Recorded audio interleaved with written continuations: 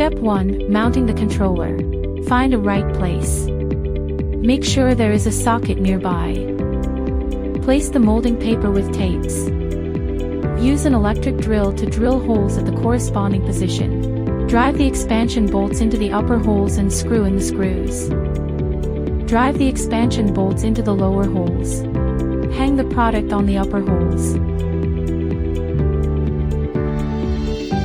Pass the screws through the lower holes of the product and fix them. Step 2. Wiring the controller.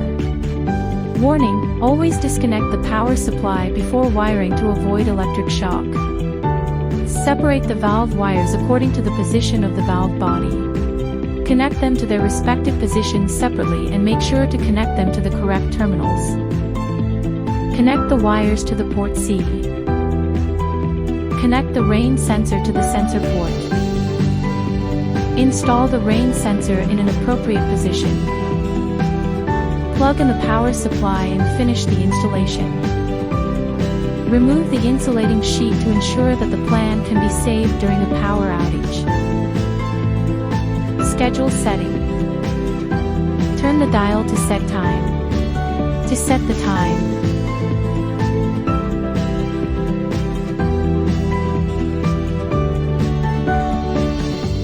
turn the dial to start time to set the start time of each program. Set start time 1 for P1 first. Press the left and right keys to switch to start time 2/3/4 depending on different needs. Each program can have a maximum of 4 start times. The program can be switched among 1/2/3 at any time during the setting process. Turn the dial to run time to set the irrigation duration.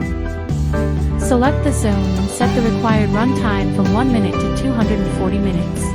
You can still switch the program anytime during the setting. Turn the dial to how often to set the plan frequency. There are 3 optional modes.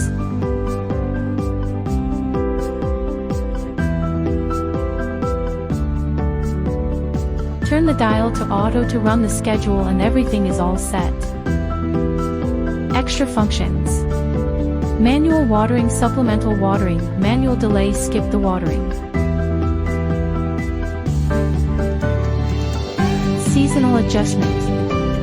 Set the watering percentage according to needs. Rain sensor.